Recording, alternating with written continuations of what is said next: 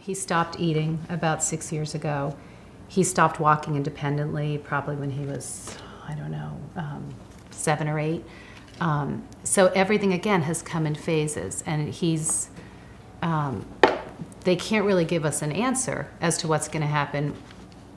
Some periods are worse than others. He'll go through a month or two of being really sick, and we have said a dozen times over the years, this is it. This is really it. We think this is the problem. We've created a DNR with a set of his doctors, which sounds so hard for me. It wasn't very hard for me. I'm very action-oriented, so unlike John, who doesn't really like to talk about the prognosis and his end of life, I want the DNR filled out. I went to the cemetery and picked out a plot.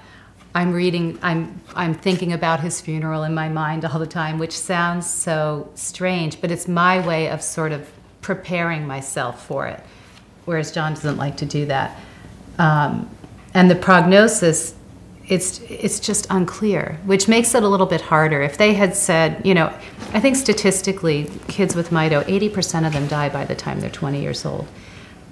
His physician who treats him for that has a handful of teenagers in his practice. And when I asked him why, he said, there just aren't any, which startled me. I remember I have moments where I'm startled by that type of thing, but he's 18, and you know, he could get sick and pass away in a month, or he could still be here when he's 25, and we just have no way of knowing, you know.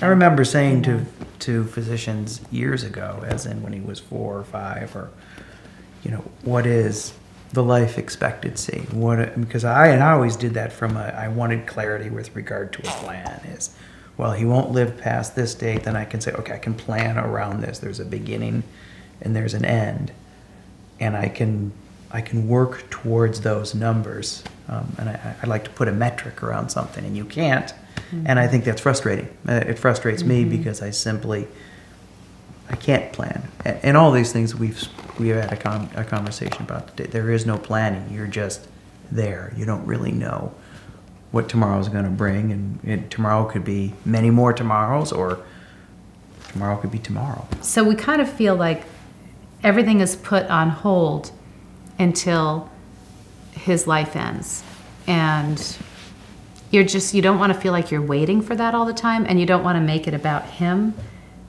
But the ripple effect to us is, you know, we're here as long as he's here, and it just is what it is, and we have a baby, you know, for as long as we have him.